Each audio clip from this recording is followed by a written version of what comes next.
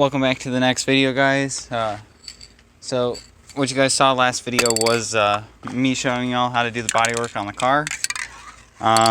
But in the meantime, while I wait for the next coat of the Bondo to cure, then I'm gonna paint this. I got this from a reputable guy, and I basically put it in the sandblaster. I sandblasted it, got off all the original OEM paint. So next we're going to be doing this VHT high temp caliper paint, only because this is a color that'll match my lowering springs, as we got bugs surrounding me, so I got to make this quick. This is just going to be a quick little video for you guys. Probably going to get uploaded Sunday, because by the time y'all see this, this will be the video I just recorded earlier today will be out by now. But anyway, we're just going to be using this. We're going to be painting this a nice blue. So really, I'm just going to be going over some quick little techniques. So always make sure you read the can for your instructions. But I know this one will be about 8 to 10 inches away. I'm not sure how well glare is going to make that pick up, but it says it right there above the glare, 8 to 10 inches away. Sweeping motion. And basically just follow the steps on your paint can if you're going to do something like this. So me, I'm going to be doing long sweeping from all the way over past the part. You got to remember that. You got to go past the part and go past the other side. So basically that's all we're going to be doing on these, and we're going to do it on both sides. So I'm about 8 to 10 inches away. Look at that shadow over there. Oh, you can't see when I move the camera, but it's right behind me. Of course, you can't ever see it on camera. So, alright, enough with that. So, sometimes your paint can might actually have a paint mark on the top somewhere, and that's where you want your nozzle facing. But anyway, let's get painting.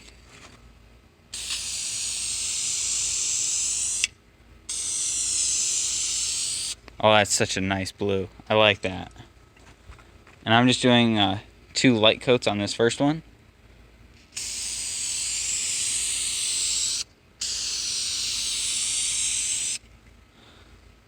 And it's already turning out pretty good. Like I said, do 1 light coat first. Like like I can still partially see through that. It also goes along with following the steps on your paint can. So.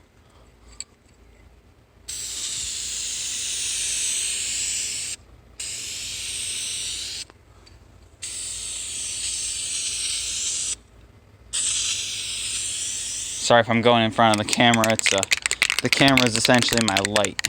So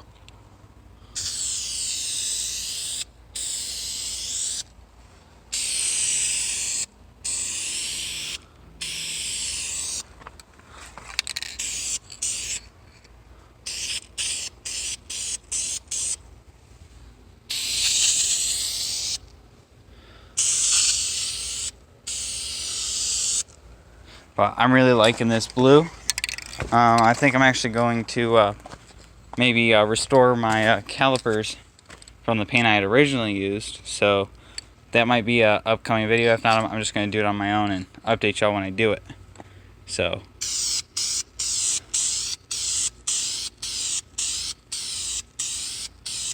And then, so you see this little crevice here? Right in there where it looks like it's just glare. It's actually not. That's actually where I've missed on paint,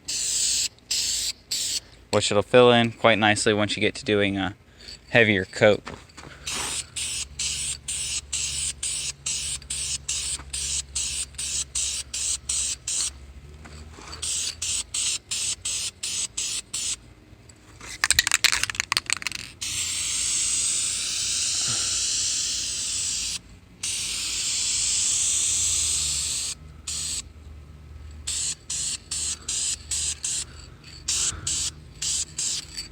I get pretty good results when I do this.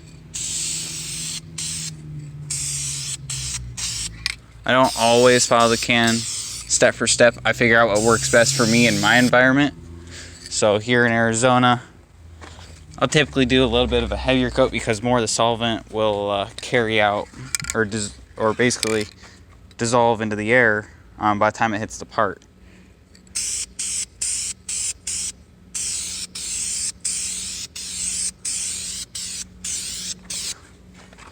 So basically I'm just gonna finish up this coat of blue,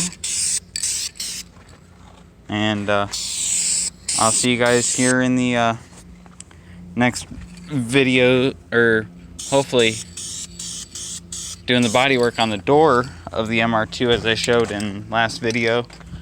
I'll probably only be uploading on the weekends these days, or whatever holiday we have here in the US, because that's when I get time off of work.